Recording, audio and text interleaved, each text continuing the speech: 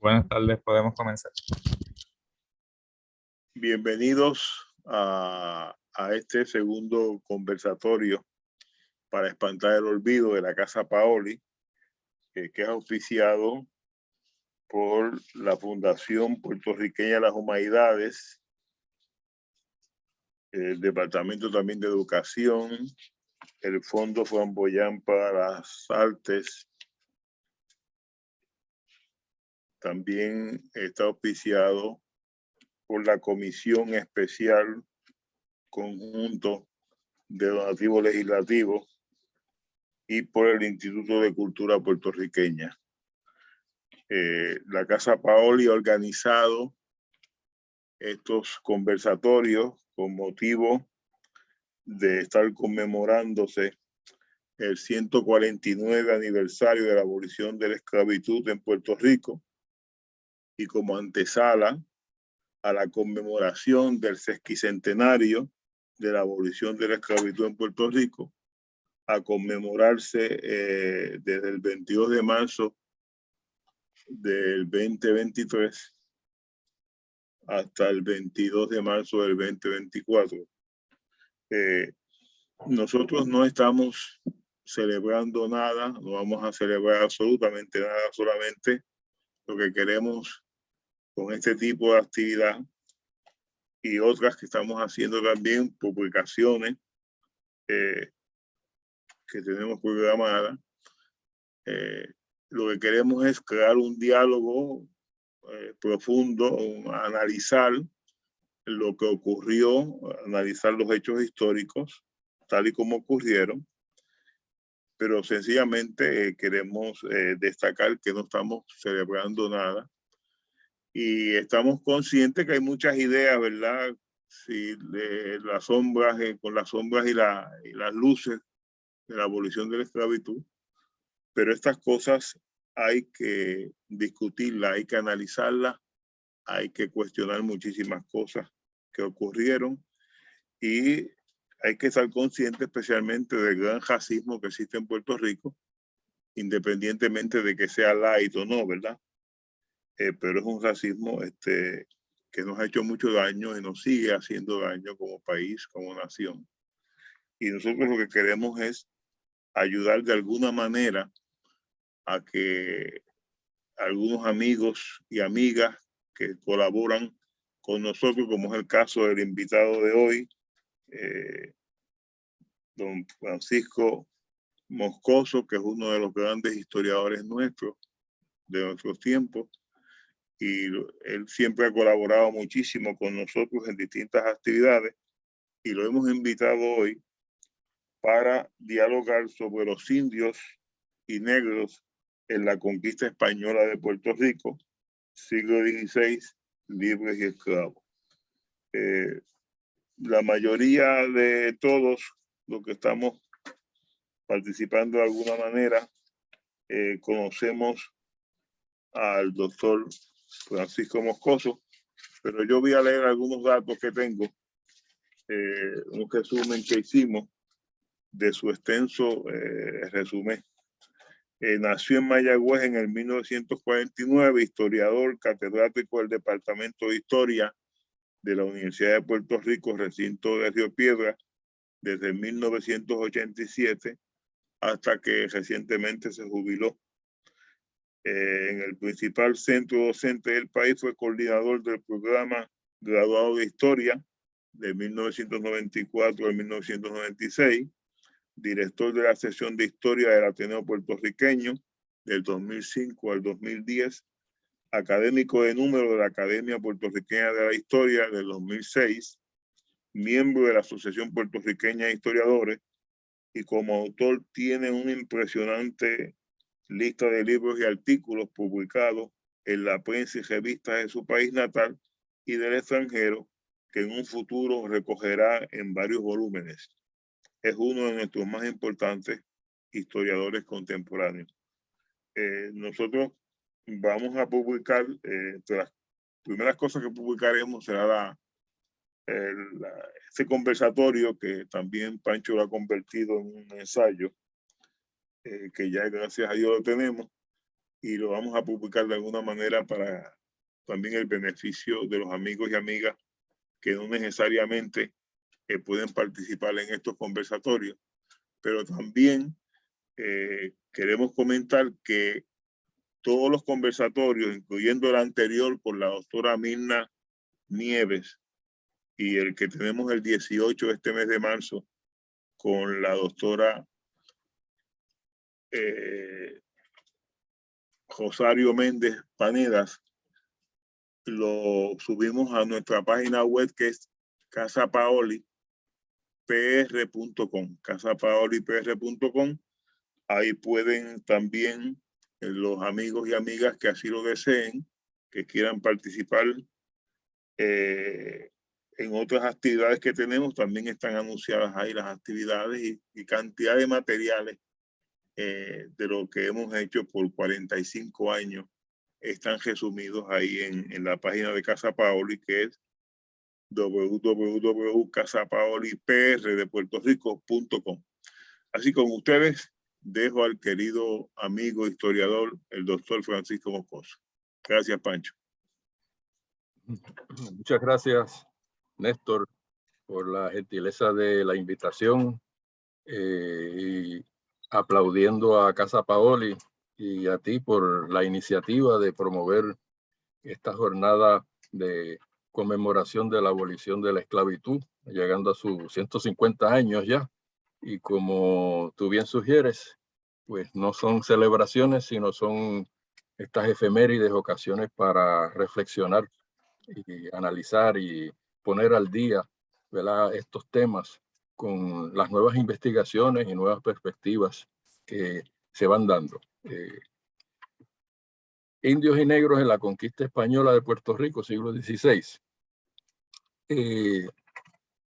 Antes de que algunos estados de Europa emprendieran los nuevos caminos de imperialismo a finales del siglo XV, vamos a empezar diciendo que los países que los europeos describieron como habitados por negros en África y los indios en América eran libres. Por lo menos eran libres de la dominación imperialista europea. Por supuesto, la libertad en cada nación y lugar depende de las formas de sociedades establecidas.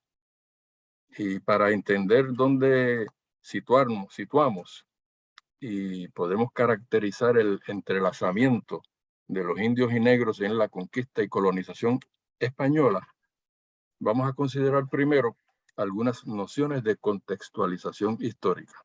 Esto me parece fundamental, que hablemos en primer lugar sobre las formas de sociedad, ¿verdad?, porque con ello hablaremos sobre las formas de sociedad en África, en Europa y en América, para entender ese contacto, ese momento de entrecruzamiento de conquistas y colonizaciones. Me parece que lo primero que hay que señalar es algo que puede sonar bien raro en el presente, es que en la historia antigua y originaria, en todas partes, la sociedad humana estaba constituida por comunidades familiares. Más adelante, cuando crecieron, interactuaron unas con otras, se constituyeron clanes, ¿verdad?, grupos familisticos definidos, y todavía crecieron al nivel de tribus, ¿verdad?, un conglomerado o asociación mayor de clanes, con unas etnias definidas, algunas con mucha antigüedad o incorporando también gente de otros lugares. Las relaciones sociales se fundamentaban en esos contextos, en lazos de familia. La división del trabajo se hacía igualitariamente con arreglo a factores de género y edad. La producción y la distribución económica era comunal. No había estratificación social. Tampoco había Estado. Es decir, que las decisiones se tomaban en base a una especie de democracia igualitaria comunitaria. Nos suena extraño, ¿verdad? Yo la primera vez que empecé a escuchar sobre este tema, pues recurrí a las fuentes. Hay una serie de obras clásicas, les voy a indicar dos. En el texto que se publicará hay otras indicaciones, pero por ejemplo, el jurista y etnólogo Adam Ferguson de Escocia, publicó en 1767 lo que se tradujo al español como Ensayo sobre la historia de la sociedad civil. Y empezó a bosquejar etapas de la historia, ¿verdad? En aquel tiempo y en el siglo XIX decían que la primera etapa era la del salvajismo, después se pasaba a la barbarie hasta llegar a la civilización. Era una concepción bien eurocéntrica, ¿verdad? Pero fue un primer esfuerzo de situar las sociedades y reconocer que las más antiguas, las originarias, según las fuentes escritas que él pudo ver, pues tenían esta constitución que he mencionado. Pasó un siglo y Lewis Henry Morgan publicó un clásico, hay distintas ediciones, que se llama Ancient Society, el año 1877. Ancient Society. Ha sido traducido al español como la sociedad primitiva. Yo hubiese preferido la sociedad antigua, ¿verdad? Pero, en fin, lo primitivo lo que denota es los orígenes, ¿verdad? Primigenios del estado en que se inauguraban las sociedades humanas. Morgan, de hecho, era del estado de Nueva York y conoció bien y estudió a los iroqueses que ocupaban lo que es hoy Upstate New York, ¿verdad? La zona norte de Nueva York y otras zonas aledañas. Y sobre ello hay otras obras incluso de él, Lewis Henry Morgan. Bueno, esto es importante conocerlo porque nos va a ayudar a entender también la propia sociedad taína de la que vamos a hablar y otras sociedades, ¿verdad? En este tema. En una etapa avanzada de la sociedad tribal, si decimos que las primeras no tenían estratificación social y la que van a descubrir los europeos con los cacicazgos taínos ya tenían una estratificación. ¿Y cómo surgió eso? Bueno, pues porque en un momento dado del desarrollo de la sociedad tribal desarrollaron un nivel de producción que el antropólogo Julian Stewart, por ejemplo, y otros han subrayado con la noción de excedente de producción. En otras palabras, que mediante la agricultura, nuevas técnicas de cultivo, que incluyeron también las primeras formas de irrigación, con un nivel tecnológico que ha sido definido como neolítico. El primero era paleolítico, quiere decir la edad de la piedra rústica rudimentaria, pues el neolítico es ya un estado más avanzado de tecnología de piedra pulimentada, que era la que tenían los taínos del momento del descubrimiento europeo. Eso les proveyó una especie de ferretería de instrumentos de piedra pulida, se puede imaginar eso así, con lo que pudieron empezar a cortar árboles, a construir canoas, por ejemplo, a hacer chozas y llegar a establecer una vida aldeana por primera vez. Y además quiere decir que tenían con ese excedente una reserva de alimentos, de abastecimiento, más allá de lo necesario todos los días para vivir. Y esa revolución neolítica, como le llamó el arqueólogo famoso Gordon Childs, autor de muchas obras, entre ellas hay una que les recomiendo que se llama ¿Qué sucedió en la historia? Él acuñó el término revolución neolítica, no solo para incluir el instrumental, sino el conjunto de fuerzas productivas económicas, agrícolas, tecnológicas, que posibilitó, ¿verdad?, ese nuevo nivel de desarrollo. Y eso a su vez dio paso a la separación de unos segmentos de las tribus de la producción directa. En otras palabras, pasaron unos a ser productores directos, que resultaron ser la mayoría, y una minoría se separó como no productores. Bueno, pero esto también coincide con el asentamiento en territorios específicos y podían tener contactos amistosos, pero a veces hostiles con vecinos desconocidos. Entonces, los cazadores de la antigüedad se convirtieron también en guerreros por necesidad y para la defensa de sus comunidades y de los territorios de los cuales obtenían su subsistencia. Y en ese proceso, pues también hubo algunos individuos, mujeres en algunos casos, pero más iba en la dirección de los hombres que conocían las propiedades de las plantas medicinales y de otra naturaleza, alucinógenas también. Y al mismo tiempo, en esa formación de tribus, se creó desde un punto de vista cultural una noción de que habían unos elementos de sus familias que eran los que los identificaban con sus ancestros, que le daban la identidad de grupo.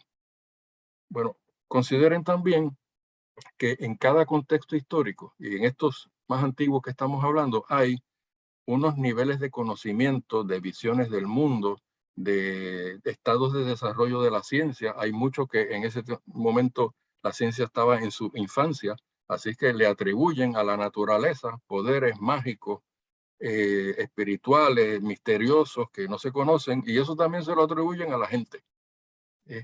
Y de ahí, pues algunos de estos grupos distinguidos por algún prestigio cultural, y sobre todo a nivel de los guerreros, por sus habilidades o destrezas entre algunos, pues se fue sembrando la semillita de la jefatura, ¿verdad? Y con eso se fueron dando las bases para la estratificación social originaria. Y esto precisamente es lo que sucede en el contexto que llamamos cacicazgos. Es la etapa superior del desarrollo de la sociedad primitiva tribal, desde las bandas originarias de cazadores y recolectores hasta los cacicazgos. Y justamente ese es el tipo de sociedad que van a encontrar en los descubridores europeos, ¿verdad? En los viajes de Cristóbal Colón a partir de 1492 en el caso antillano. Y lo otro que podemos decir es que una vez se surgieron cacicazgos en distintas partes del planeta, se dieron desarrollos posteriores hacia unas formas de sociedad, de civilizaciones más avanzadas, de lo cual en sucesión histórica podemos identificar esas asociadas al tributarismo. Estoy hablando, por ejemplo, de la Sumeria antigua, del Egipto faraónico antiguo, el esclavismo, piensen en Roma y Grecia antigua, basadas en la esclavitud, el feudalismo, ¿verdad?, que caracterizó muchísimas sociedades en Europa. Del feudalismo vamos al capitalismo, y desde el siglo XIX hasta nuestros tiempos, pues algunas sociedades también se han caracterizado o definido como socialistas y comunistas. Lo otro que ha sucedido también es que entre el tránsito de una etapa a otra, se dan también situaciones de sociedades mixtas, es decir, con características de una forma de sociedad y las nuevas de otra sociedad. Debemos también señalar que en el esquema general de estas formas de sociedad, lo otro que se detecta son caminos múltiples, desiguales, de desarrollo de las formas de sociedad. Y eso significa que no todas las sociedades pasaron por el esquema de sucesión general que hemos delineado, porque muchas veces pues se entrecruzan, se encuentran en unos momentos dados, y una sociedad está en un nivel o en una etapa y otra está en otra, y se interrumpe lo que era un proceso histórico, vamos a decir, natural, y se crea entonces una nueva situación histórica, ¿no? Eso sucede mucho en la historia, y que tengamos eso presente también, que nos va a ayudar a entender nuestro tema, ¿verdad? Por otra parte, en el caso de Europa, bueno, cuando consideramos los tres contextos que nos interesan más, que es Europa, África y América, el Caribe en particular, debemos tener presente, para contextualizar adecuadamente, me parece, los temas, el trasfondo de las sociedades en África, de donde provenían aquellos que llamaron negros, el de las sociedades de América indígena, ¿verdad?, con nuestro Caribe antillano en particular, y el de las sociedades de Europa, especialmente con España y Portugal, para empezar, porque fueron las primeras potencias conquistadoras de América. Y segundo, responder a la pregunta de cómo caracterizamos históricamente, teóricamente, el entrecruzamiento de esas sociedades de contextos bien distintos en el proceso de conquista y colonización, ¿verdad? Que arranca a partir de 1492 y se desenvuelve, se desencadena a lo largo del siglo XVI. Vamos a decir unas nociones sobre Europa, África y América. Para el siglo XVI, tanto en África como en América, precoloniales, es decir, antes del contacto con Europa, coexistían en unos lugares y otros, y por los caminos múltiples de desarrollo de la historia de la humanidad, como hemos dicho, sociedades que estaban a nivel de bandas comunitarias, tribus, cacicazgos o civilizaciones con rasgos tributarios, feudales y esclavistas. La gran diferencia con Europa y algunos países árabes o musulmanes del Medio Oriente es que allí se experimentaban desde los siglos XII y XIII los inicios de la transición del feudalismo al capitalismo. Este proceso tuvo una larga duración, ¿verdad? Y se intensificó a partir del descubrimiento de América. ¿Qué significa todo esto? Bueno, múltiples realidades simultáneamente, especialmente desde el 1200 en adelante, para dar un punto de referencia más simple. En adelante, el volumen y dimensión del intercambio y comercio creció enormemente. Por ejemplo, interconectando lo transportado desde la India, Arabia, Palestina, Siria y Egipto hacia Venecia, Génova, Marsella, Barcelona, Málaga, Cádiz y Sevilla, hasta llegar a Lisboa. Y de las ciudades puertos del Mediterráneo a las ciudades puertos del norte de Europa. Por ejemplo, de allí también entonces, por vías marítimas, se transportaron a Le Havre, en Francia, Amberes, en lo que es hoy Bélgica, y Bruges, o Brujas, Ámsterdam, en Holanda, hasta Londres, por mencionar algunos.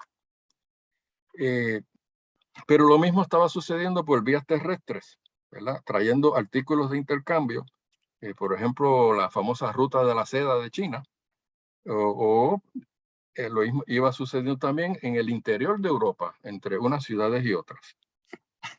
Y todo esto iba aconteciendo en esos siglos XII al XV en un contexto europeo de feudalismo. Pero en eso, por ese mismo volumen, ¿verdad? Y nueva realidad comercial, en los castillos feudales, habían unos lugares separados que en Alemania, en su idioma, originalmente llamaron Burg, ¿verdad? Y en Francia también.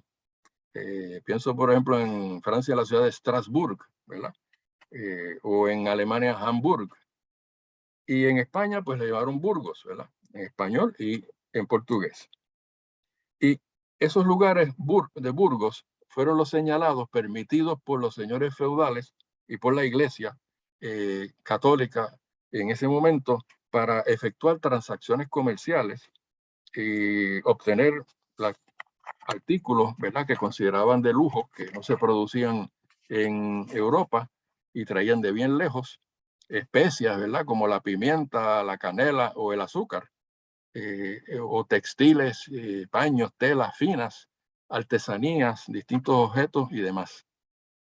Pero ¿qué sucede? Que el volumen y cantidades de los artículos de intercambio fue desplazando y haciendo impráctico el trueque de un artículo por otro. ¿Verdad? El intercambio como se practicaba en el contexto feudal. Te cambio un caballo por un barril de aceite. Okay, pero cuando llegan cantidades enormes de artículos, se hace impráctico, inviable seguir intercambiando así. Y por eso los mercaderes fueron los responsables de, vamos a decir, reactivar un vehículo de intercambio que ya se había dado en las civilizaciones antiguas, pero en una escala menor, de manera secundaria, que fue el uso del dinero, las monedas.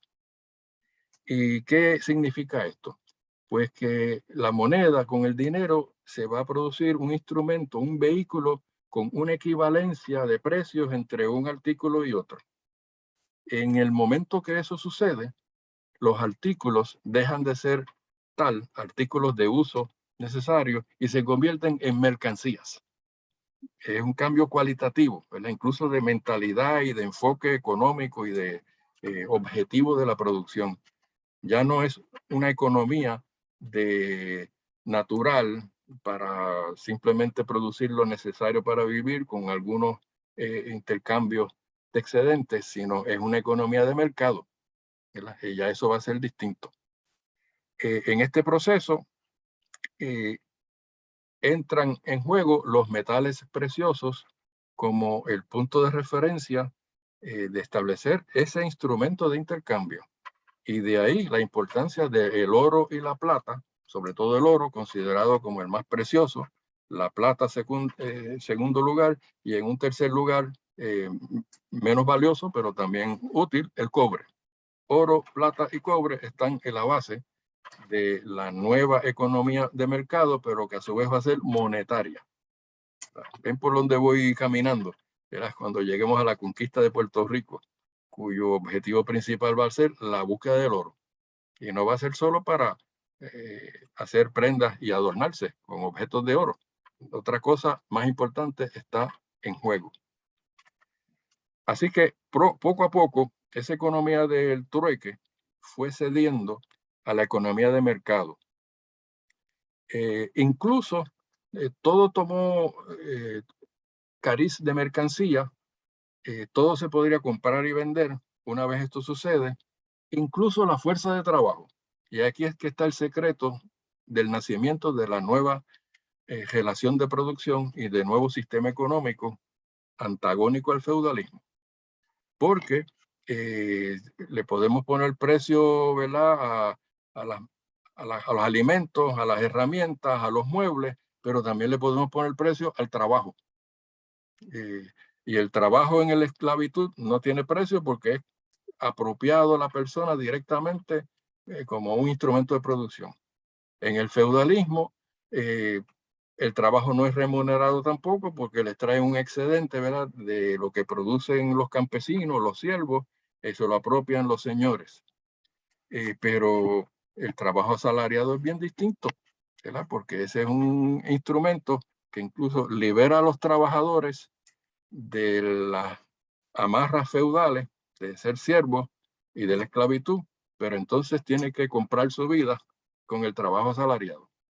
Y otros tendrán el capital, ¿verdad?, de promover los intereses económicos que quieran para hacer una ganancia.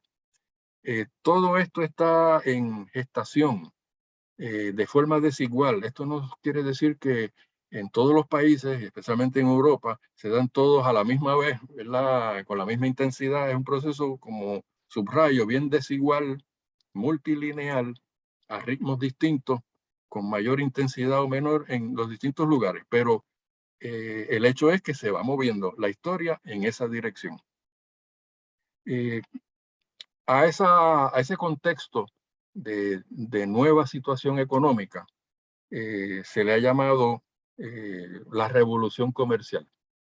Uno de los autores principales de ellos se llama Robert S. López, es un historiador de origen genovés, luego se fue a Estados Unidos y escribió esta obra clásica que tiene traducción al español con la revolución comercial en la Edad Media. Las fechas que él cubre son el 950 para los inicios al 1350, es decir, hasta el siglo XIV. Este es un proceso largo de transición de feudalismo a capitalismo, con muchos matices diversos. Para caracterizar esa sociedad que comienza a tener rasgos mixtos, feudales y nuevos burgueses en dirección capitalista, un historiador argentino, se llama José Luis Romero, publicó dos obras bien interesantes, importantes, que invito a su lectura. Una se llama La revolución burguesa en el mundo feudal. Y el otro, Crisis y orden en el mundo feudo-burgués. Fíjense la conceptualización. Fue Romero el que inventó la concepción de la sociedad feudo-burguesa para dar cuenta justamente de estas nuevas situaciones socioeconómicas, ¿verdad? Que estaban empezando a caracterizar las sociedades en esa transición. Incluso pues España también tenía un cierto camino andado, igual que Portugal, en esa dirección. Más intensamente en norte de Europa, en Flandes o Bélgica, en algunas ciudades de Francia, de Alemania y en Inglaterra. Así que eso también es importante tenerlo presente. Lo otro que acompaña estos procesos económicos es que a partir del siglo VII,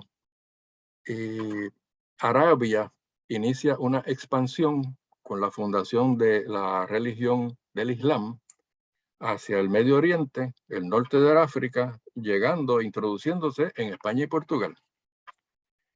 También esas sociedades islámicas, luego le van a llamar musulmanas, tenían esos intereses mercantiles en su composición, en sus objetivos, pero va a significar también un enfrentamiento, aparte de los intereses económicos, sociales y políticos, de nivel religioso e ideológico entre la Europa cristiana, católica fundamentalmente hasta comienzos del siglo XVI, luego viene la Reforma Protestante, ¿verdad? Y se bifurca la religión cristiana en dos direcciones, y el Islam. Y por ahí apretujado desde antiguamente también el judaísmo. Esas tres religiones fundamentales de cristianismo, islamismo y judaísmo también van a estar en momentos de encuentros y desencuentros. Y todo eso también de una manera u otra va a cruzar el Atlántico hacia la nueva realidad de las colonias.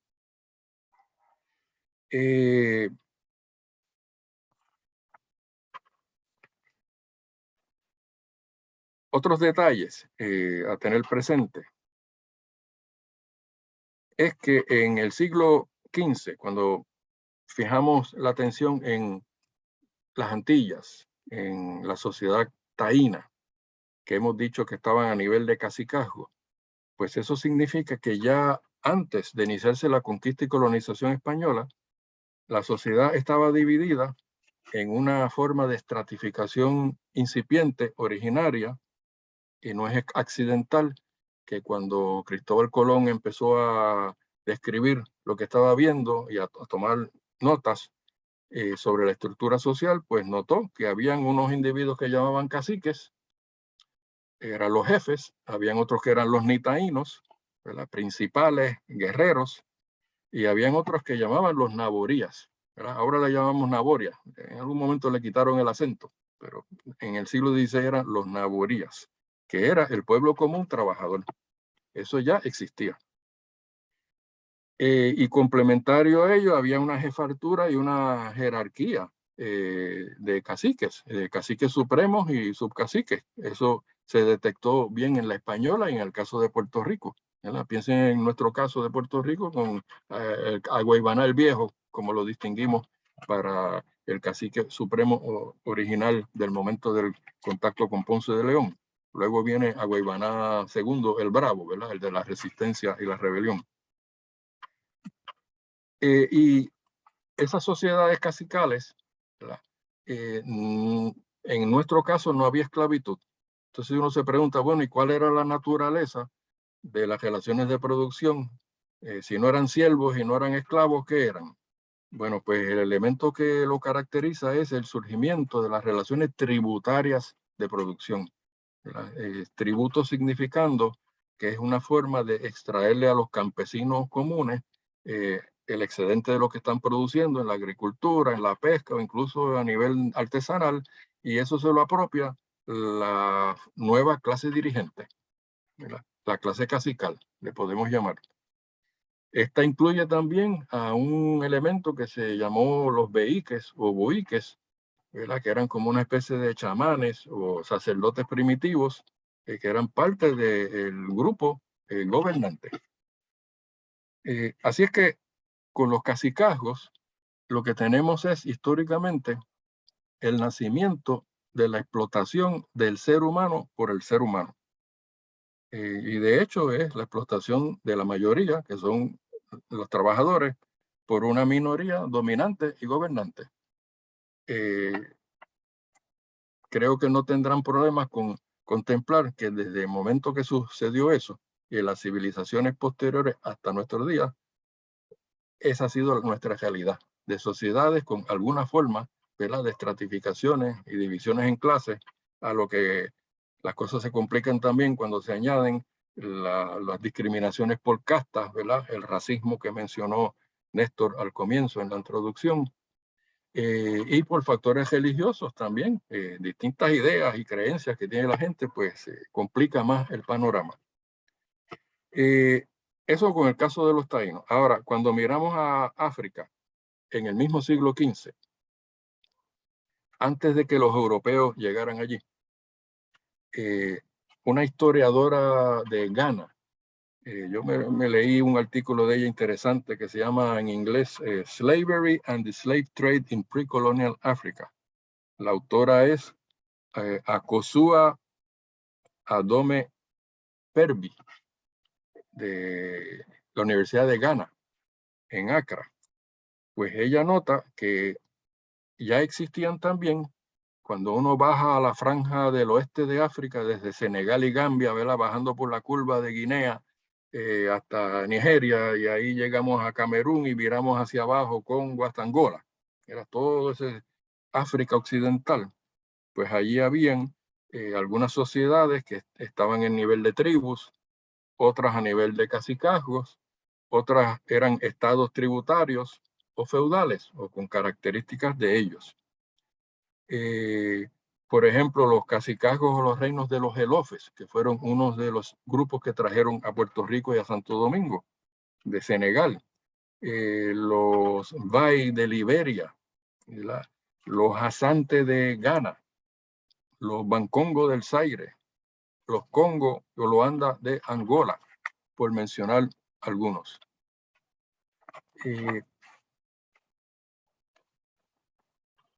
En toda esa zona de África Occidental, los portugueses, desde la década de 1440, comenzaron una expansión marítima, procurando nuevas rutas de contacto con el comercio de India y China. Y esto fue necesario porque a mediados del siglo XV, en el 1453, los turcos otomanos, se conocerá, ¿verdad?, de la historia general, tomaron la ciudad de Constantinopla, antigua ciudad, bastión del cristianismo ortodoxo. Le pusieron el nombre de Estambul, que lleva hasta hoy. Entonces, los turcos eran de orientación musulmana también, y eran enemigos, por lo menos por arriba. Digo por arriba porque hay algunos estudiosos que han visto que por debajo de la mesa siempre habían contactos comerciales, pero en fin, cortaron las rutas tradicionales de comercio de la burguesía mercantil mediterránea y europea vía Egipto, el canal de Suez, incluso de acceso a unas minas ricas en oro en el país que se llama Sudán. Así que tuvieron que buscar otras alternativas y bajaron, ¿verdad?, por el África Occidental. Ya se conocía desde más antiguamente, por ejemplo, hay unos trabajos de un distinguido historiador portugués que se llama Vitorino Magalhães Godinho. Tiene una obra que se llama Os Descobrimentos e a Economía Mundial. En portugués son 4 volúmenes y uno de ellos está dedicado al tema de la esclavitud. Y nota él, por ejemplo, que las civilizaciones en algunos estados africanos como el de Ghana, Benin, en Nigeria y otros ya practicaban la esclavitud. Y los portugueses se dieron cuenta de esto y comenzaron a intercambiar esclavos, en el caso de Ghana, por algo muy importante. Otra vía era Senegal. Y es que en el interior, adentro de Ghana, tirando hacia el país de África Central llamado Mali, habían unas ricas minas de oro. Y hacía un tiempo, especialmente desde la interrupción, ¿verdad?, del tráfico con el Medio Oriente, que esas minas se convirtieron en los lugares de suministro principal del oro para la burguesía mercantil.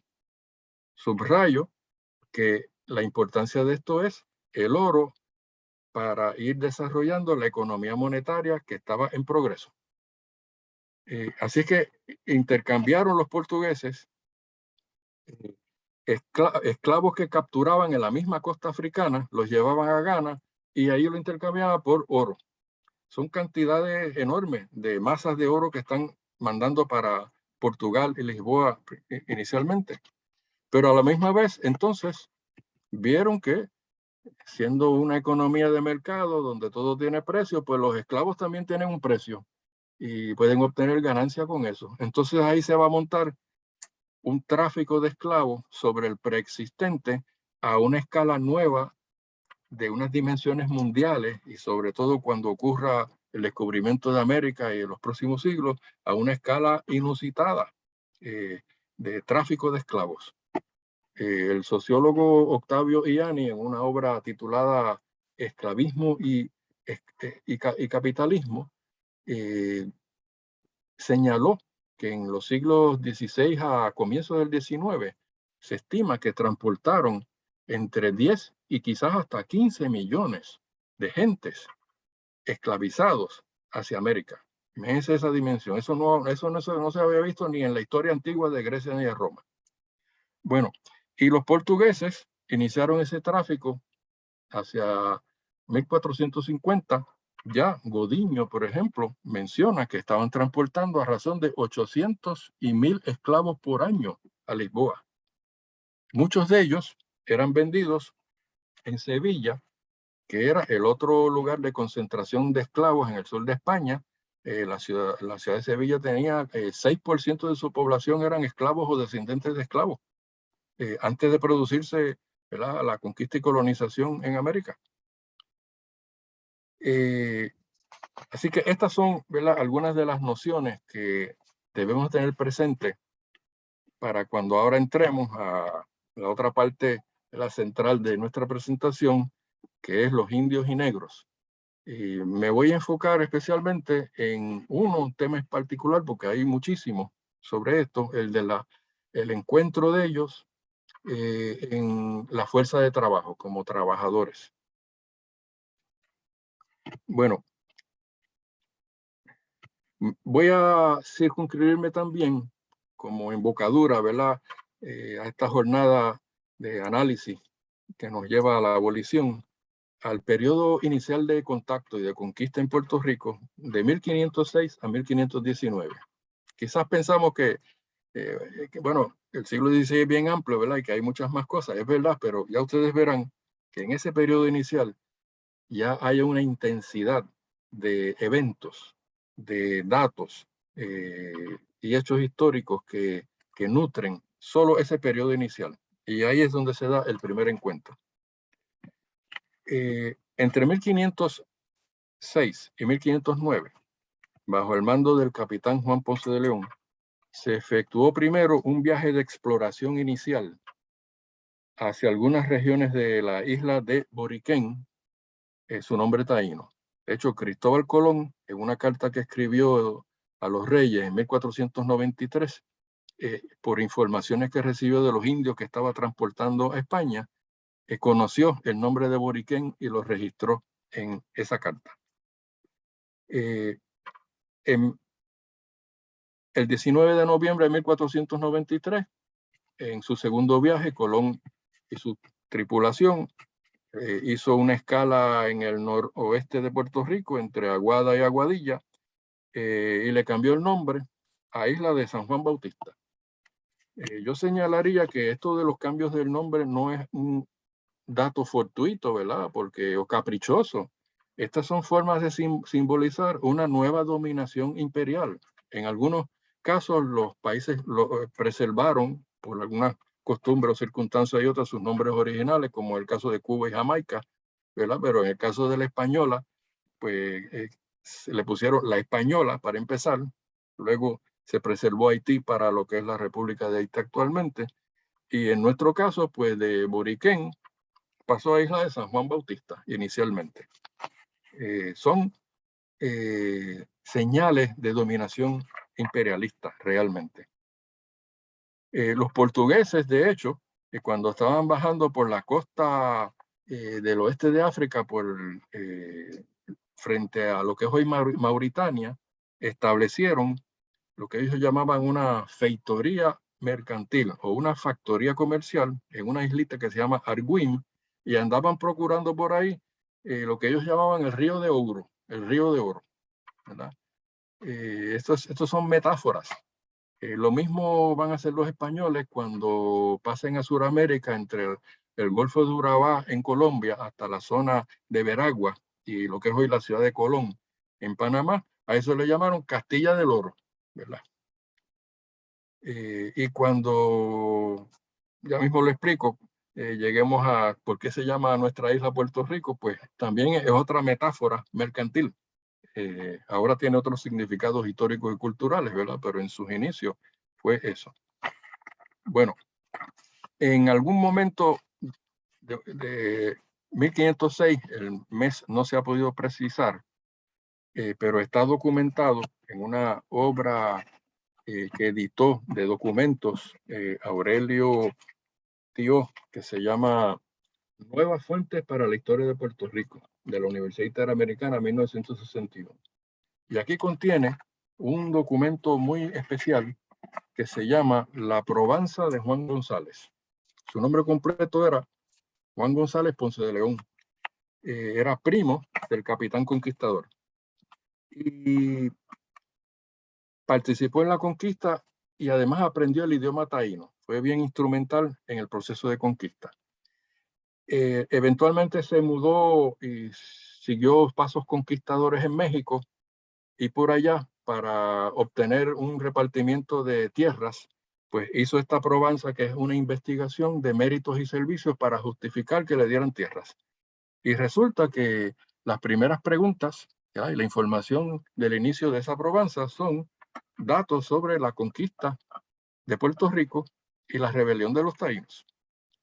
Pero él señala que en esa probanza, que esa armada para ir a conquistar y poblar la isla de San Juan de Boriquén, ese es el título de ese documento, llegaron al área de la desembocadura del río Guaurabo, hoy Río Grande de Añasco, y allí emplearon una táctica que ya habían usado antes en la española, que es la de atraer a los indígenas con obsequios, con regalos, con objetos que nunca han visto, fueron acercando, incluyendo con botellas de vino. Y eso fue lo mismo que hizo Colón cuando llegó a las Bahamas anteriormente y al norte de la Española. Si no hay cañonazos y flechazos al comienzo, pues eso sirve para el contacto inicial. Pero entonces se dieron cuenta, ya lo habían aprendido también en la española, que en la cultura taína había un ritual de relaciones de parentesco extendido que simbolizaban con la palabra guatiao. Y hacerse guatiao era hacerse miembro de la familia, casi como un hermano de sangre. Cristóbal Colón lo hizo con un jefe del norte de la Española. Ponce de León lo hizo con el jefe que ya identificaron como Mabó el Grande y luego como Mabó da Moca en este contacto de 1506. Esto es importante, ¿verdad? Porque facilita para los conquistadores poner el pie conquistador adentro sin entrar en conflictos de guerra aún. El nombre Mabó da Moca me parece a mí sugiere, ¿verdad?, el área de Moca, hoy donde tendría probablemente su aldea. Y en ese momento el cacique le proveyó una escolta a un grupo de españoles encabezado por este Juan González, que fueron por tierra buscando, ¿verdad?, un lugar adecuado donde podrían llegar a asentarse y donde hubiese una bahía para proteger los barcos, y llegaron hasta la bahía de San Juan, ida y vuelta. El documento dice que escribieron una relación, un informe de todo ello, pero lamentablemente ese documento, pues, si se perdió, pues no se ha encontrado hasta ahora. Pero sí notaron que la isla tenía mucha población, que había una riqueza, ¿verdad?, de todo tipo, de agricultura, recursos naturales, y que había oro a la vista. Ponce de León se regresó a Santo Domingo, no volvió inmediatamente porque le habían hecho una concesión a uno de los participantes del viaje de descubrimiento, a Vicente Ñañez Pinzón, para que conquistara Puerto Rico. Y pasó todo el año 1507, no se acercó por ahí, se envolvió en otras actividades económicas. Entonces, el gobernador general de Santo Domingo, Fray Nicolás de Obando, le concedió a Ponce de León iniciar la conquista. Y esto va a suceder a partir de agosto del 1508. Para entonces hay un informe que escribe Ponce de León el 1 de mayo de 1509, relatando lo acontecido en esos meses iniciales. Y llegó al área de Guainía o Guánica, donde estaba establecido el cacique supremo Agüeybaná. Yo creo que en ese año previo hubo contactos, conocimiento de que Agüeybaná efectivamente era el jefe supremo y por eso entraron por ahí. Y solo llegó con un barco con 50 hombres, ¿verdad? Lo que explicaría que llegara con tan poca gente y con tanta confianza es que ya el terreno estaba preparado. Fue recibido y Ponce de León se hizo guateado con Agüeybaná. Así que esto también instrumentó que otros caciques que seguían las órdenes del Supremo ayudaran y asistieran a los españoles en estos primeros pasos. En este contexto, a nivel del trabajo de los indígenas, funcionó con lo que los españoles llamaron cuadrillas de indios que suministraban los propios caciques, ¿verdad? Los naborías. Existe el documento, ¿verdad?, sobrevivido, la relación de Juan Ponce de León del 1 de mayo, que también la citamos y también la podemos hacer llegar, ¿verdad? Podemos facilitar a todos los que nos están viendo o escuchando el correo electrónico y con mucho gusto lo hacemos llegar, esto y otros documentos, donde describe en resumen lo siguiente. En primer lugar, en el área donde se asentaron los españoles, decidieron optar por lo que fue la villa de Caparra. Porque allí el mismo Ponce dice en ese documento que estaba más cercano a lo que él entendía eran las zonas de minas de oro. El puerto, que es hoy la bahía de San Juan, a ese puerto fue el que le llamó Puerto Rico, porque era rico ante la expectativa, ¿verdad?, del potencial de oro que ellos anticipaban. La isla, ellos le seguían llamando Isla de San Juan Bautista. Y de hecho, la villa de Caparra, que construyeron con el apoyo de los indios de 5 caciques, que no identifican el documento, pues se asentaron allí y esa fue la primera base de operaciones.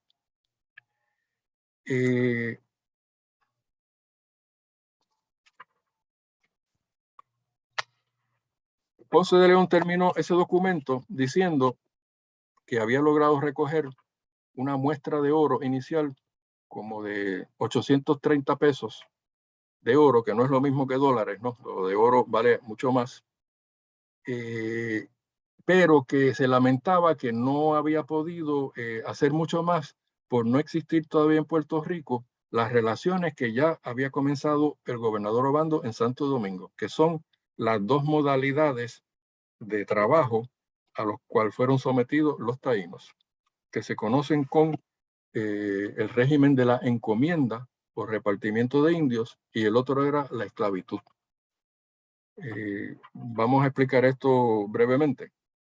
¿Qué significa la encomienda? Tiene antecedentes medievales en España, que en el proceso de reconquista en España contra la dominación hispano-musulmana, le entregaban a unos señores, a algunos oficiales o unos poderosos en encomienda o pueblos enteros con su gente para que se sirvieran de ellos o porciones de gente, ¿verdad? Era en encomienda. Teóricamente eran súbditos del rey y no se definían como siervos de los señores. Pero ahí se estableció esa modalidad del régimen de encomienda.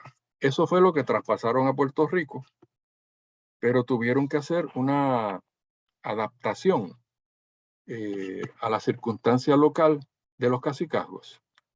Fíjense la importancia de conocer el trasfondo que hemos mencionado al comienzo de la transición del feudalismo al capitalismo y los contextos particulares de las sociedades, porque en Puerto Rico, primero en la Española, en las Antillas, se va a dar una confluencia, vamos a llamarle así, de tres procesos históricos simultáneamente. Está el sistema de producción cacical, tribal, tributario de los caciques. Está rasgos feudales que traen los españoles con la asignación en encomienda. Pero al mismo tiempo, miren lo inédito, lo nuevo que sucede. Y es que para distinguir a los indios taínos de la esclavitud, la corona española en el año 1500 decretó que ellos eran vasallos libres de la corona. Eran más vasallos que libres. Eso, por supuesto, sin consultar ni preguntarle a los indios para nada. Pero como tal, pues entonces estaban en derecho de recibir una forma de jornal por su trabajo encomendado. Entonces aquí entra el tercer componente de mercantil, ¿verdad? Con rasgos burgueses en la economía monetaria, de que a los indios le van a pagar una forma de trabajo asalariado. Pero ¿qué sucede? Que en ese contexto están en un proceso con la economía minera de extracción del oro. La economía monetaria todavía en España está incipiente. Eso no quiere decir, ¿verdad?, que todo el mundo estaba por ahí con el bolsillo lleno de monedas. Eran pocos los que tenían eso, especialmente algunos señores, los oficiales y la burguesía mercantil, por supuesto, y financiera. Pero la mayoría de la gente, pues, no andaban con dinero, con cash, ¿verdad?, con efectivo, como diríamos ahora. Y todavía se daban formas de remuneración pagando en especie o en mercancías el equivalente de lo que sería un salario. El gobernador Obando estableció una tasa en Santo Domingo aplicable a Puerto Rico, a Jamaica y a Cuba, de que por la jornada de trabajo se les pagaría a los indios el equivalente de $1 o $1.50 de oro. En monedas, esos eran 450 maravedís, $1 de oro. Pero como no les iban a pagar en dinero directamente, entonces se lo pagaron en especie. Y en el caso nuestro, en la forma de vestuario, de artículos de ropa. Afortunadamente, en nuestro caso, ha sobrevivido una serie de documentos de la distribución del pago, que los indios usaron una palabra en su idioma que se llama cacona, y de ahí hemos derivado la noción de jornal cacona para referirse al pago de los indios. Y hay diversos documentos señalando esto. En el texto hemos indicado, ¿verdad?, un cuadro con los nombres de los indígenas, empezando cacique, su mujer, lo que llamaron capitanes, que eran los mitaínos reducidos a ser mayordomos o supervisores de los trabajadores, y los naboríes. Y es interesante notar que en la distribución del vestuario lo hicieron ajustado a la estratificación social preexistente, es decir, a los caciques les daban mejores y más artículos. Les voy a dar 3 ejemplos. Imagínenselo y vistan al cacique con la imaginación. Cacique Aranamá de Toa, por ejemplo, al que empezaron a llamarle Francisco, una camisa de ruán, un bonete redondo negro, unos aragüeyes que eran pantalones, alpargatas, ¿verdad?, unas chancletas y un paño de cabeza. a la mujer del cacique una camisa de ruán, unas enaguas, derivado del término taíno naguas, ¿verdad? Una faldita corta, un paño de cabeza y un peine. Y cuando llegamos a el sector de los naborías, pues ya se reduce a una camisa, a veces con un paño, una peinilla, ¿verdad? Algo así. Y esa fue una modalidad de trabajo asalariado inicial en la historia del trabajo de Puerto Rico. Bueno, esta documentación se ha preservado en un volumen que se llama Documentos de la Real Hacienda de Puerto Rico, y tiene una serie que va de 1512 a 1518, con los nombres de los caciques indígenas, ya con mezcolanza, ¿verdad?, de nombres castellanizados en muchos casos, otros con sus nombres indígenas antiguos.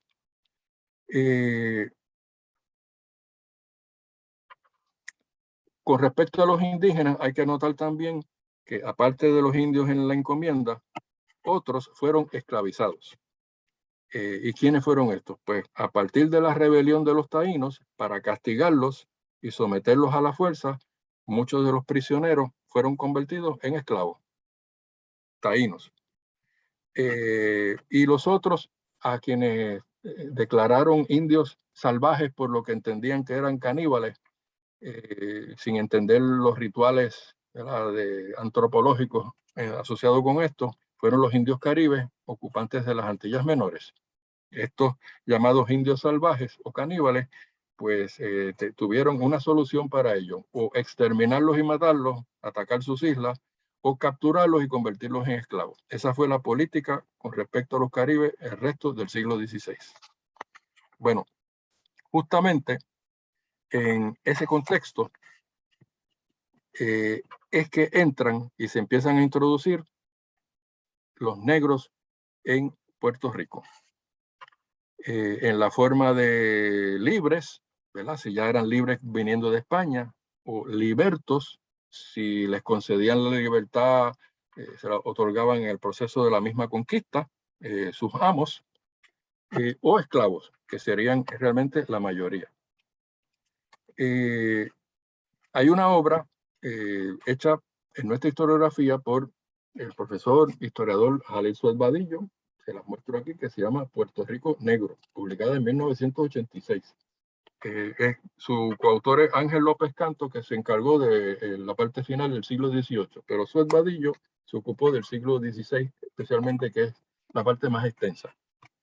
Es una obra bien importante, y investigó extensamente y con amplitud la introducción, el desenvolvimiento de los negros en la colonización española a lo largo de todo el siglo. Y con relación al periodo que nos ocupa, ¿verdad?, en nuestra presentación, empieza su libro dedicado a los libertos. Y le vamos a dar unos ejemplos de los que él toca. Antón Mejía y su esposa Violante Gómez y el hijo Francisco Mejía, que hacia 1495 vivían en el barrio de San Juan de Sevilla. Emigraron a Santo Domingo durante la administración del gobernador Obando. Antón Mejía, de hecho, recibió indios en encomienda en el repartimiento general de 1514. Esto quiere decir que hubo negros encomenderos y esclavistas de indios y de otros negros. Pero aquí lo que tenemos que tener presente es cuáles son los contextos históricos, de dónde venían o los existentes. Francisco Mejía se trasladó, el hijo, a Puerto Rico y formó parte de las huestes conquistadoras de Juan Ponce de León. Suez Vadillo lo detectó en la relación del oro fundido en Caparra en mayo de 1511 como, y cito, uno de los mayordomos de cuadrilla de indios encomendados de Ponce de León, registrando a su favor 739 pesos de oro en esa fundición, en mayo de 1511.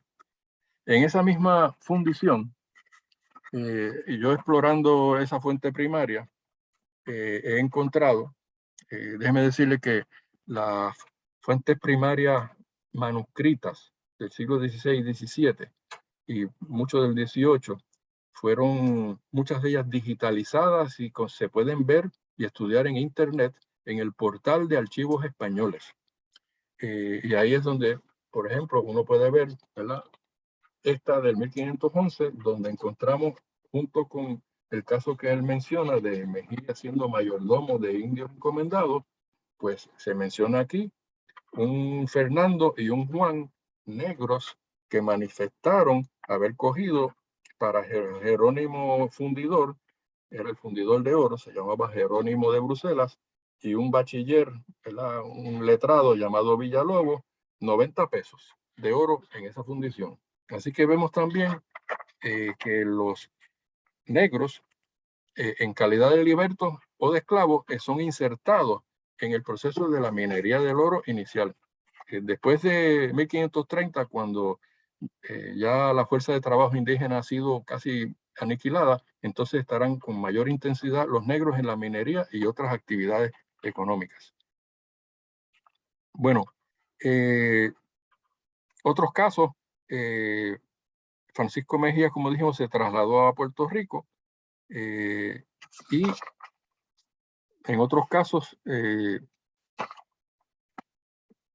tenemos, por ejemplo,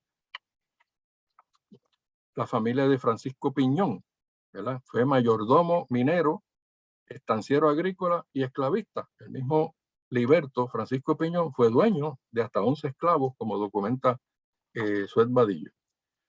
Otros libertos fueron Francisco Gallego, que se dedicó al comercio, Juan Ortiz, carretero, Diego Hernández, criado, y un Juan Medina, minero, entre otros. En esa primera década no eran muchos. Suet Vadillo examinó varias fuentes documentales entre 1510 y 1518 y logró identificar la introducción de por lo menos alrededor de 230 esclavos o negros.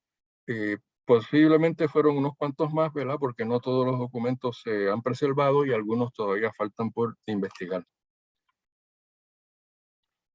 Igualmente tiene una sección dedicada a las mujeres libertas, muchas de ellas negras, algunas blancas que venían de España, o algunos frutos de la mezcla racial, ¿verdad? Usaban unos términos como pardo o loro para identificarlas, dedicadas al trabajo doméstico, o lavanderas, cocineras, o también concubinas y prostitutas.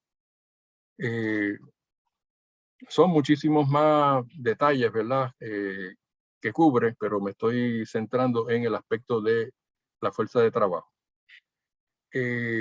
Para finalizar, he logrado también identificar en esas fuentes de la Hacienda Real, cubriendo los años 1514 a 1515, un negro que llamaban Duarte, frecuentemente va apareciendo en la documentación.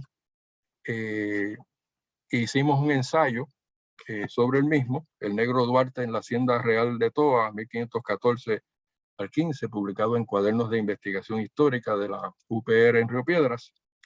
Es un ensayo de 76 páginas, así que les voy a resumir algo esencial. La procedencia no se conoce, ¿verdad?, de este que llamaban el negro Duarte, pero se dedicó a la faena de ser arriero. Eso quiere decir que a él le encargaron transportar, usando caballos o mulas, alimentos y herramientas a los indios que trabajaban en las zonas de minería cercano al área de Toa o al área de la villa de Caparra. Y hay lujo de detalles de los alimentos que llevó, las cantidades, los precios, todo lo que esto envolvía. Él quiere decir que convivió, ¿verdad?, en ese meollo inicial de la conquista y colonización, en el auge de la minería del oro, con esa faena. Su sede de operaciones fue Toa, que era el antiguo cacicazgo bajo Aramana, el cacique de allí. Todavía vivía el cacique allí con indios sobrevivientes y otros indios que trajeron, relocalizaron de otros cacicazgos al área de Toa.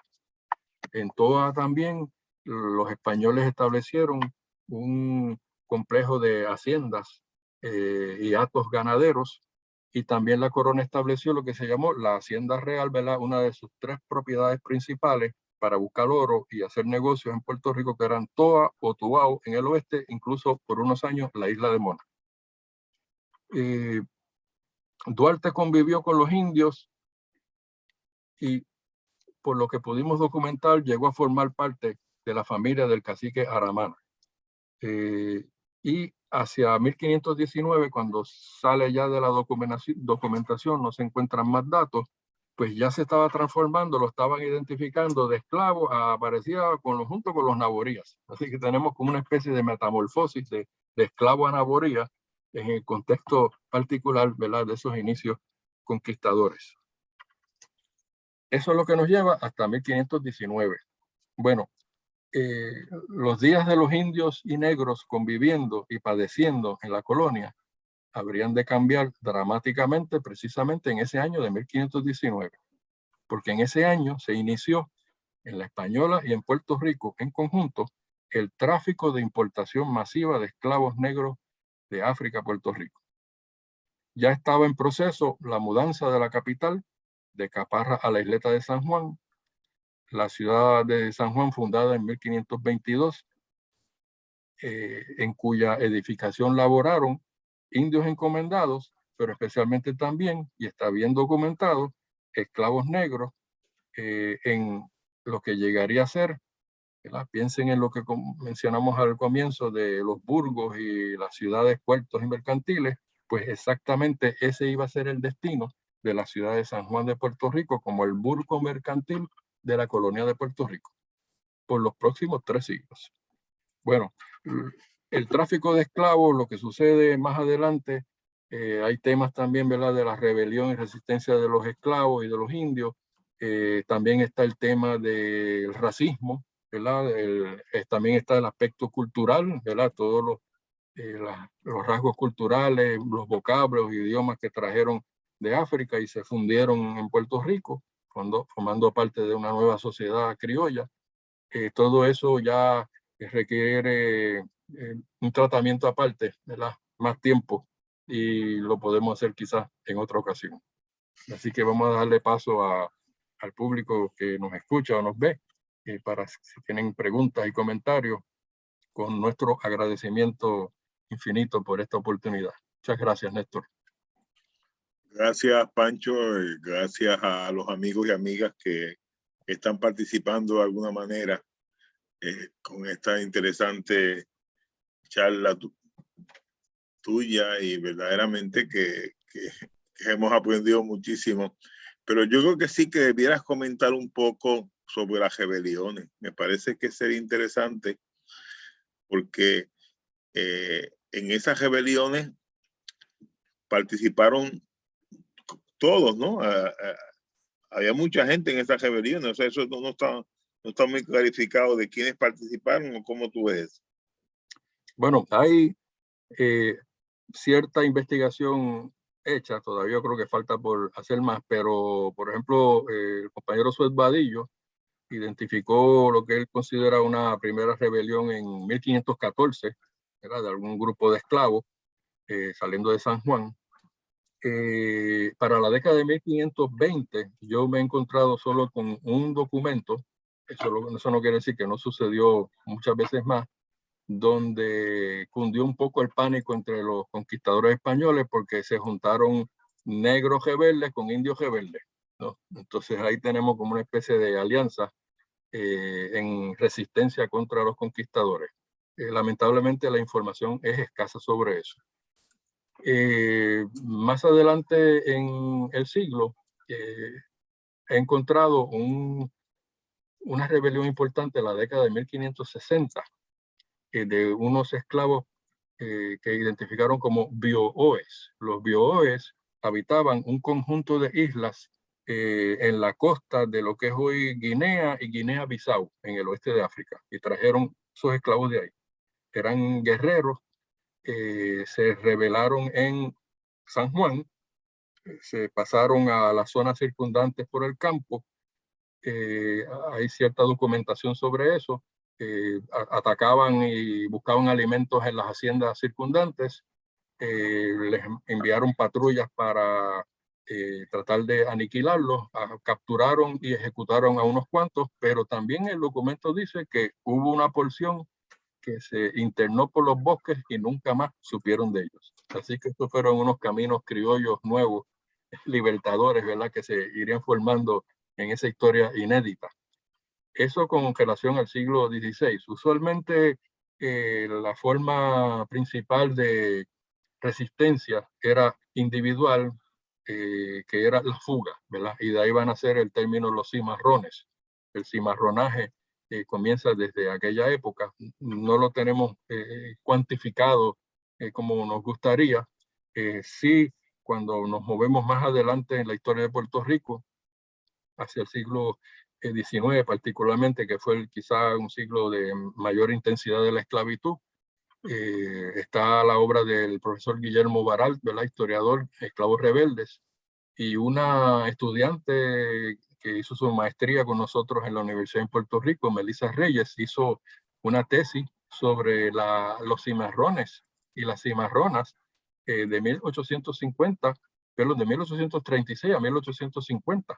Y ahí nada más detectó sobre 400 casos de cimarrones en aquella época, ¿no?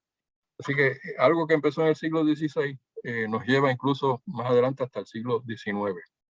Y ciertamente el tema se debe y se puede trabajar, lo han hecho para otros casos y otras sociedades, desde la misma África, ¿verdad? Cuando empiezan a arrancar a las gentes de sus países nativos y a esclavizarlos por todo el oeste de África, pues la resistencia comenzó allí mismo. Se dio también cruzando el Atlántico en los barcos. Y las atrocidades que cometieron contra ellos, las ejecuciones, lanzándolos al mar, ¿verdad? Pues son incontables.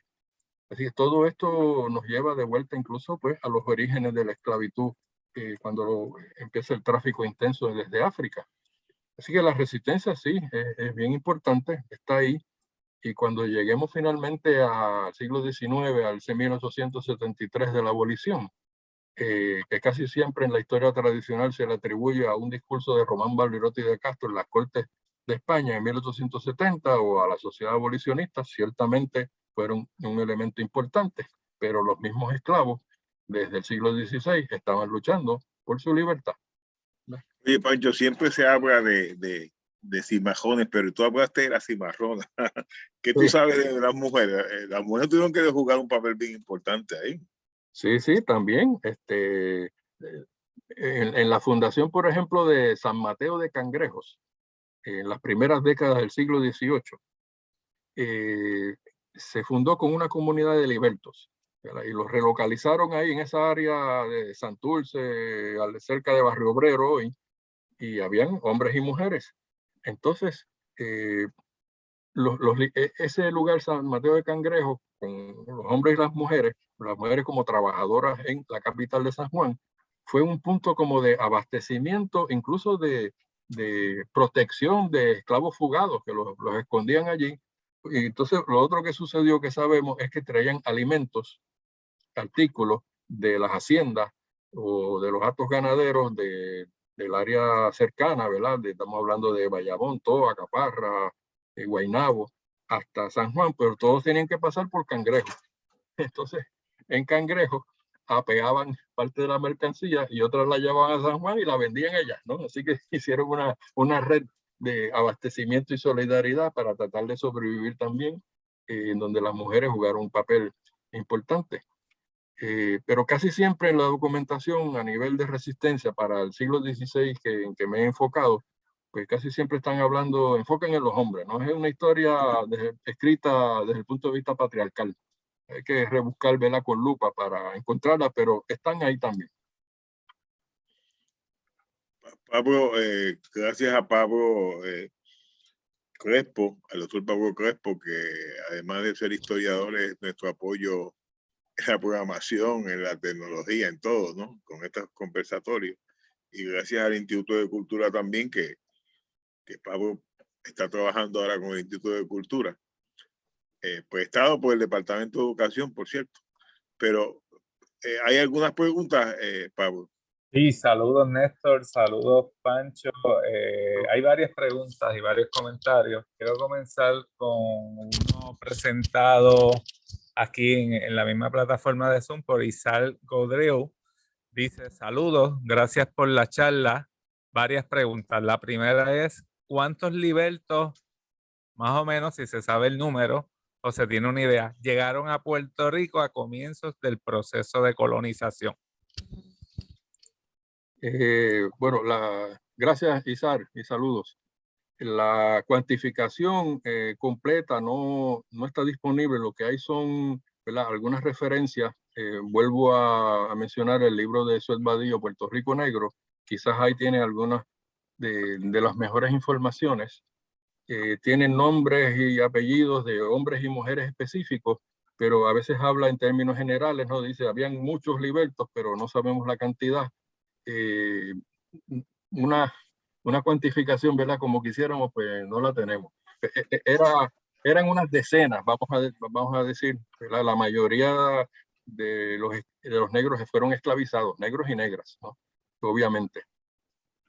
Muy bien, la segunda pregunta que nos escribe dice, este sector, los negros y mulatos libertos, está prácticamente ausente en los libros de textos escolares.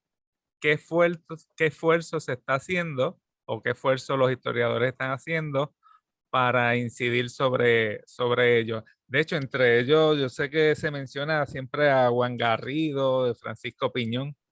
Sí, sí, de hecho yo se los iba a mostrar. Bueno, junto con el libro de Suet Badillo, por ejemplo, el doctor Ricardo Alegría publicó este libro, Juan Garrido, El Conquistador Negro en las Antillas, enfocando en este personaje, ¿verdad? Que terminó por allá, por México también, en la conquista y llegó hasta California, ¿verdad? Así que existe esto. Pero tienes razón eh, la pregunta y el comentario, porque hay que elaborarlo más en los libros de texto. Hay que revisar los libros de texto y actualizarlos en muchos temas, ¿no? Y vamos sabiendo que los indios taínos, como fuerza laboral, fueron aniquilados, pero no desaparecieron enteramente.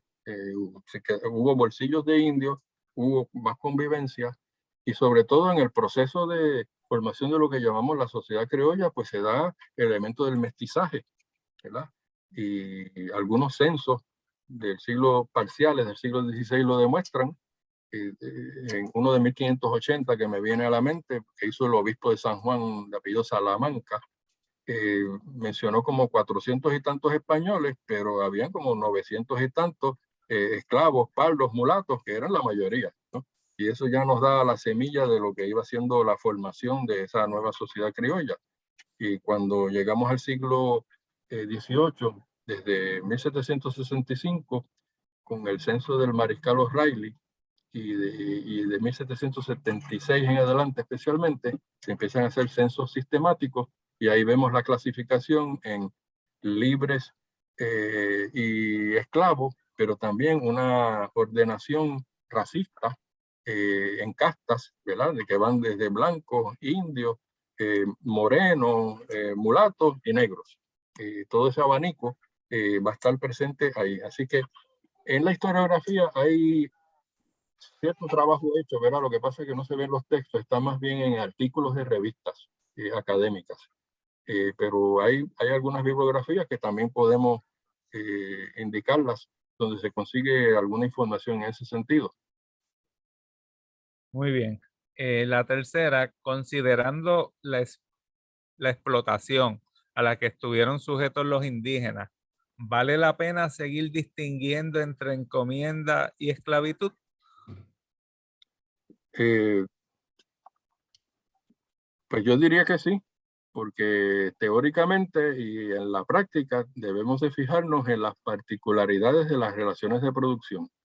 ¿Cuántas veces no hemos escuchado en el presente nosotros, trabajadores asalariados, decir, me están explotando como un esclavo, ¿no? Y no somos esclavos? Pero ¿qué es lo que sucede? Que desde los cacicazgos en adelante, ¿verdad?, con la relación tributaria caciquil que nació en adelante hemos tenido distintas formas de explotación del trabajo. El tributarismo en la antigüedad fue uno en donde la clase gobernante controlaba lo que llamaban el templo-estado y explotaba en su conjunto a las comunidades campesinas extrayéndoles tributos. Los campesinos eran libres, ¿verdad? Pero eran tributarios de la clase gobernante, sacerdotal y señorial. En la esclavitud antigua, pues tenemos los dueños de los esclavos, los amos, ¿verdad? Explotando directamente, apropiándose a los esclavos. Es la apropiación de un ser humano por otro ser humano y convertirlo en un instrumento de producción directo, ¿verdad? Enajenarlo completamente de su libertad y de su ser. Bueno, eso no sucedió con los siervos del feudalismo, ¿verdad? Estaban explotados, estaban subordinados y atados a tierras de señores, pero los señores no lo podían comprar y vender, ¿verdad? Ellos tenían una serie de derechos también comunales de sus tierras, de los bosques, y eso pues le sacaban también el excedente de producción. Y con respecto al trabajo asalariado, pues se supone que es un trabajo libre, ¿verdad? Frente a la otra contraparte, que es la empresa libre. Es más libre la empresa que la trabajadora, ¿verdad? La trabajadora siempre está luchando por derechos, ¿verdad? Hay que pensar más que en el presente. Las reclamos de todos los sectores de trabajo en Puerto Rico. ¿Verdad que ninguno es esclavo? No somos esclavos ni esclavas, pero ahí estamos luchando por salarios más decentes, ¿verdad? Hay gente que está haciendo 2 y 3 trabajos para subsistir y lo que llaman el retiro digno, ¿verdad? Entonces, pues, ¿por qué sucede eso? Porque es otra forma de trabajo subordinado y explotado. Y no nos hagamos de ilusiones. Lo mismo está sucediendo en lo que fue la ex Unión Soviética y los socialismos. Y pregúntense en China también, que se llama comunista, pregúntenle en qué situación están las masas de obreros allí, ¿verdad? Donde en ambos países hay claques de oligarcas, de ricos, ¿verdad? Empresarios que han transformado completamente lo que eran aquellos regímenes. Así que seguimos de una forma u otra, en formas ya más definidas o hasta mezcladas a veces, en formas de trabajo explotado. Lamentablemente en esas circunstancias seguimos estando y luchando y marchando. Sí, varias de las personas que están viendo el programa han escrito, sí, yo me siento esclavizado con este sistema de trabajo actual, y otros han dicho, no, pues yo estoy encomendado. Un saludo para Teresita Sotofalto desde Mayagüez. Nos pregunta, se dice que la primera revolución indígena en América fue la de Puerto Rico, pero la oficial es la de la española. ¿Podrían explicar? Sí, no, las primeras rebeliones, vamos a ponerlo así, los primeros flechazos que dieron los indios fue en el mismo viaje llamado de descubrimiento, un descubrimiento europeo, ¿verdad? Fue un descubrimiento para Europa de la existencia de América. Cuando Colón estaba ya de salida, entró en lo que es la bahía de Samaná y se encontró con unos indios que identificaron como los ciguayos y trató con una patrulla de quitarles algunos armas para mostrarle en España el tipo de armamento primitivo que tenían, y los indios se pusieron en defensa y empezaron a disparar. Así que, de hecho, no es por accidente que Colón le llamó a aquello el Golfo de las Flechas. Así que empezó por ahí, ¿verdad? Con el Golfo de las Flechas. Y cuando regresó en el segundo viaje, pues ya la cosa se puso diferente porque Cacique Caonabo aniquiló a los 40 hombres que habían dejado en el Fuerte Navidad, ¿verdad? Se puso en resistencia total ese cacicazgo y por ahí empezaron las guerras ya más directamente de conquista, de enfrentamientos armados. Sucedió definitivamente en la Española, ¿no? En los siguientes años. Cristóbal Colón, incluso para tratar de aplacarlo y amedrentarlo, formó un tráfico de esclavos y mandaron centenares de indios taínos a España a venderlos como esclavos. Hay una obra del profesor historiador Carlos Esteban Deive, La esclavitud del indio y la española, donde todo eso está bien documentado.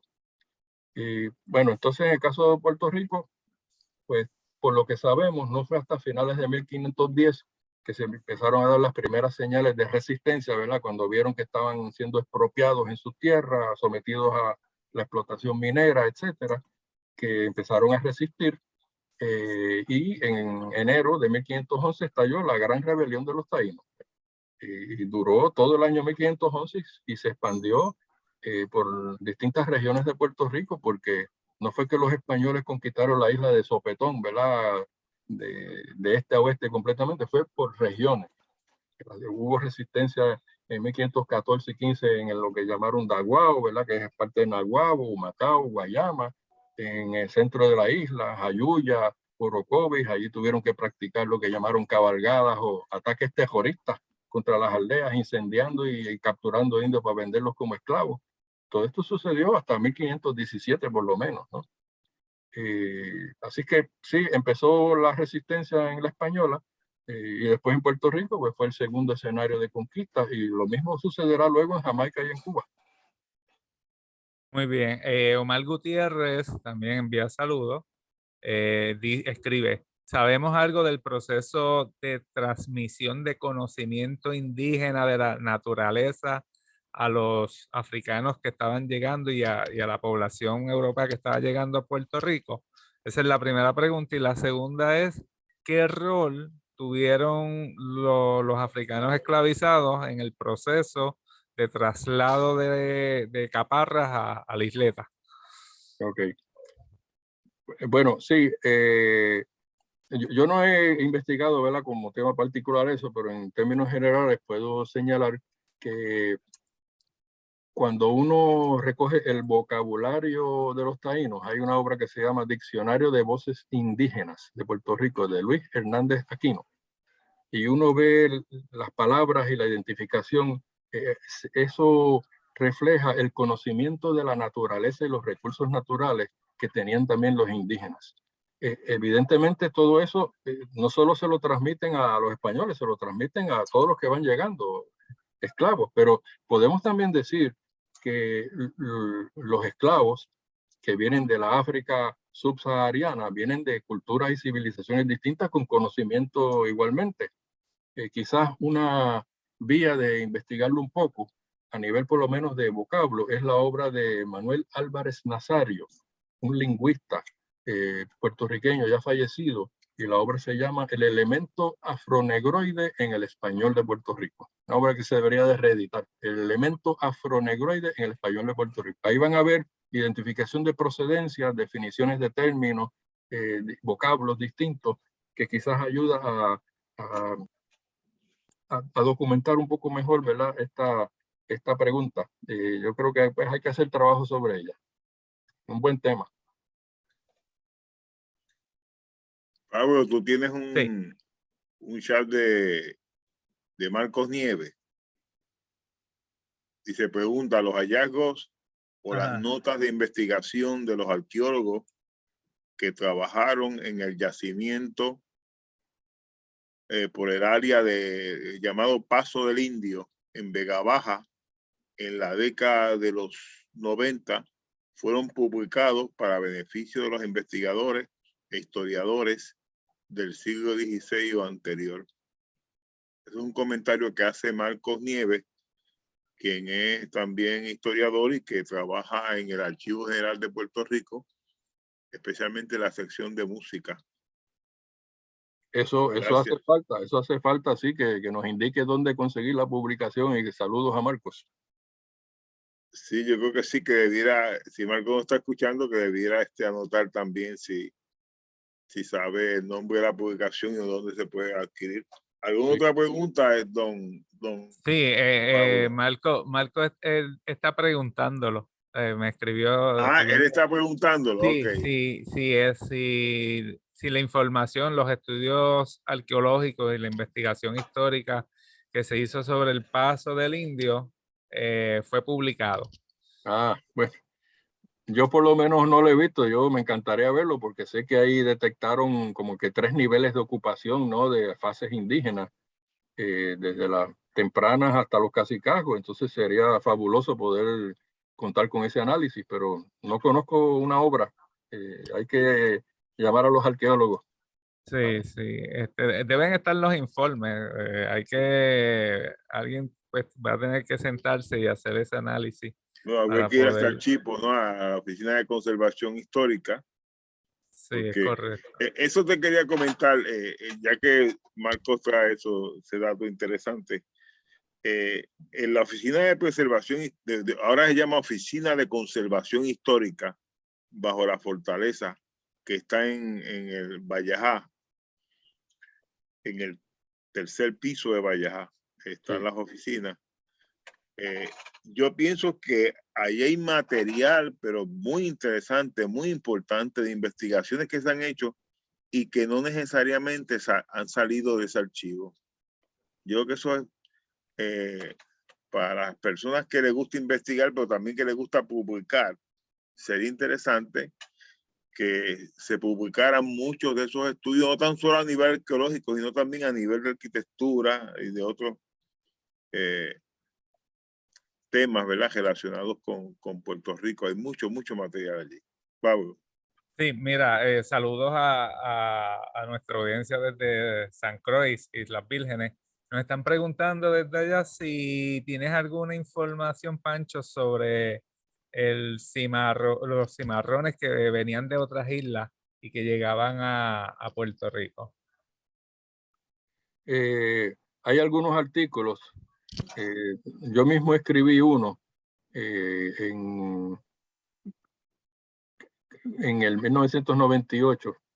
De hecho, fue una encomienda que me hizo don Ricardo de representarlo en la isla de Martinica, que estaban celebrando el 150 aniversario de la abolición de la esclavitud allí. Entonces la ponencia se publicó en la revista del Centro de Estudios Avanzados sobre la fundación de cangrejos, pero también aludiendo a lo que llamamos el cimarronaje marítimo, ¿verdad? Alguna gente que llegaba de esas islas y dependiendo si España estaba en guerra o en enemistad con Francia o Inglaterra, dependiendo de la procedencia y el estado de relaciones diplomáticas entre un país y otro, pues si estaban en guerra, aceptaban a esos esclavos y le daban la libertad y lo ubicaban en Mateo de Cangrejo. Eso fue una de las realidades. Y si estaban digamos, en amistad, a veces los ingleses, por ejemplo, reclamaban que les devolvieran los esclavos, pero yo no he visto documentos que se los devolvieran, no sé, que ya sé que estaban acá integrados. Quizás hay otros trabajos también. Un compañero que hizo el doctorado en el Departamento de Historia, René Hernández, hizo una tesis sobre lo que llamó los trabajadores procedentes de la isla de Tortola. No sé si pasaron también por Santa Cruz y cómo fueron integrados y también abusados aquí en el trabajo en Puerto Rico. Es una tesis si buscan, de René Hernández, del Departamento de Historia, hace unos años, ¿no? Como 4 o 5 años atrás, esa tesis. Pero debe de haber más material. Me parece que otro profesor que ha tratado ese tema y quizás puede responder es Jorge Giovanetti, del Departamento de Sociología del Departamento de la Universidad de Puerto Rico en Río Piedras. Quizás contactándolo a él pueden dar con otras informaciones. Muy bien. Pancho, me hablan sobre el censo de Lando, donde el número de esclavos es superior al número de castellanos e indígenas que se contabilizaron. Sí. Bueno, yo no, en mi presentación no quise llegar allá, ¿verdad? Porque es como que otro capítulo, pero sí, comentando brevemente, eso lo que nos señala es que ya la combinación de trabajo esclavo importado negro africano con los indígenas ya era una realidad a finales de la década de 1520. En el 1530 ocurrió una epidemia que mató a muchísimos indígenas, según informó el propio gobernador Lando. Pero cuando hicieron el censo, que fue a finales del 30 y hasta marzo del 31, pues los números son los que están señalando, ¿verdad? Cuando dice 333 vecinos españoles, ese no es el número total de españoles, son vecinos, ¿verdad? Cabezas de familia, pero son muchos más que no están contabilizados ahí. Y también quedaron fuera de la cuenta niños, especialmente los niños, de todas las categorías, ¿no? Pero ciertamente los 2.000, si mal no recuerdo, 280 y tantos esclavos negros, pues ya superan el conjunto de esclavos clasificados bajo la encomienda, indios o indios esclavos. Así es que ya la transformación de la fuerza laboral se está poniendo más en dirección de la esclavitud. Subsistirán indígenas hasta la década de 1540. En esa década, España va a declarar una ley aboliendo la esclavitud y la encomienda para los indios. Sabemos que no fue respetada en todos los casos, pero ya llegó un momento muy tarde para Puerto Rico donde ya no había fuerza laboral indígena. No quiere decir que desaparecieron los taínos, pero como fuerza laboral sí. Y para la década del 40, pues entonces también hicieron una reformulación buscando, como dicen hoy, un nuevo modelo económico, que fue el desarrollo de la caña de azúcar y la producción mercantil de azúcar. Y esa se basaría fundamentalmente en el trabajo de los esclavos. Y ahí la importación masiva de esclavos pues incrementará y se distribuirá en el complejo de ingenios en la segunda mitad del siglo XVI, que hasta ahora conocemos por lo menos 16 de ellos. En sus momentos picos tenían quizá 80 hasta 100 esclavos en cada ingenio trabajando. Hay una obra de la profesora historiadora Elsa Gelpi que se llama Siglo en Blanco. El subtítulo es Economía del Azúcar, como de 1560 al 1610, documentando la entrada de 6.600 esclavos a Puerto Rico. O sea que ya en ese momento pues fue masivo verdaderamente, aunque muchos también se revendieron en otras partes del Caribe, pero ya es un dato ya pues, de la segunda fase de la etapa de la colonización en que predominó la producción de la caña de azúcar. Gracias, Pancho. Néstor, nos quedan unos minutos. Tú me habías pedido que pasara unas imágenes. No están completas, pero tengo algunas de ellas. Si tú quieres. Sí, sería bueno, pero mientras pasan las imágenes, gracias a los amigos y amigas que se han unido, ¿verdad?, a este conversatorio, y gracias a la cantidad de amigos y amigas que se unirán pues próximamente, porque nosotros subimos este conversatorio, lo vamos a subir a la página nuestra, casapaolipr.com. Y quería también comentar que el próximo día de conversatorio va a ser el 18 de este mes de marzo.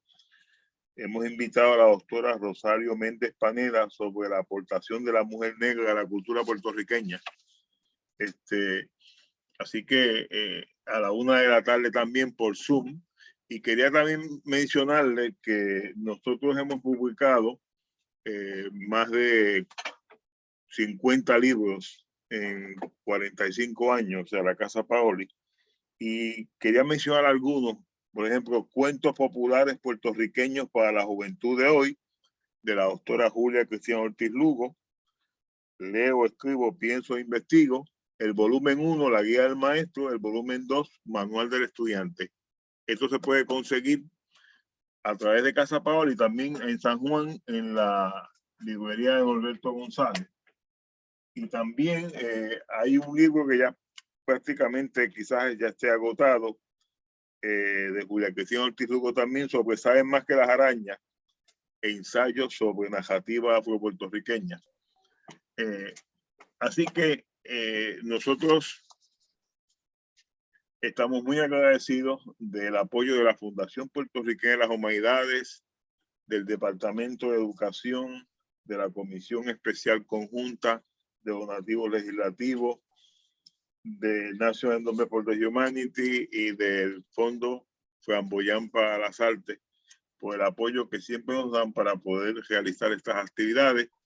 Y Pancho, querido Pancho, gracias por tu apoyo de siempre, y claro, y a y a nuestro historiador oficial de por acá, el doctor Pablo Crespo, que nos ayuda tanto, ¿verdad?, en poder realizar toda esa programación y la parte técnica en especial, y a los amigos y amigas que nos escuchan a través también de nuestra página web, que repito que es casapaolipr.com. Ahí se van a encontrar muchas sorpresas. Hay hasta un estudio de Pedro y Elsa Escabí sobre que tiene casi, Pancho, tiene casi 1000 páginas sobre la promesa a los difuntos, la promesa a la Santa Cruz, la promesa a los santos. Es un estudio que ellos hicieron que se llama el Rosario, vista parcial del folclore de Puerto Rico, y tenemos algunos videos especiales que se han hecho sobre distintos temas. Hemos hecho un video especial sobre el tipre.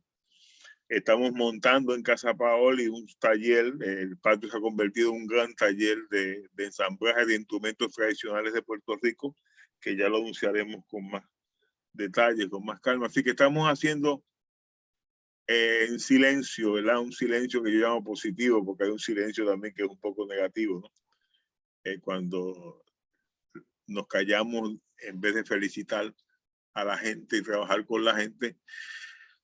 Pero estamos haciendo mucho trabajo acá en Casa Paoli, a pesar de que la casa pues sufrió daños en varias paredes por la cuestión de los terremotos. No se permite entrar público a la casa, pero sí, las personas no pueden entrar, pero sí estamos trabajando desde la Casa Paoli y especialmente haciendo trabajos por Zoom. Estamos haciendo una serie de videos también educativos que ya también lo daremos a conocer, con el apoyo también del Canal 6. El Canal 6 acostumbra a pasar nuestro trabajo y es un apoyo también que nos da el Canal 6, nos da el Departamento de Educación, a través de invitar a los maestros, darle permiso, permitir que los maestros también participen en estos conversatorios para espantar el olvido. Así que muchas gracias por la atención, muchas gracias por la participación y nos veremos, si Dios lo permite, el día 18 de marzo para hablar sobre 4 mujeres maravillosas que han contribuido en forma muy destacada en la cultura puertorriqueña. Son mujeres afrodescendientes. Así que muchas gracias, Pablo, Pancho, y estaremos siempre presentes. Dime, Pancho. Déjame solo decirles mi correo electrónico para el que se quiera comunicar. Les puedo mandar textos y publicaciones. fmoscoso48@gmail.com. Con mucho gusto. Deja ver si se puede apuntar aquí. fmoscoso48@gmail.com. Saludos. Lo copiaste, don Pablo. Copiaste. Sí. Es bien sencillo, ¿no? F Moscoso 48.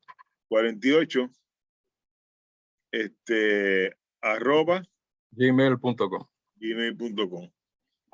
Pues hasta la próxima. Buenas tardes.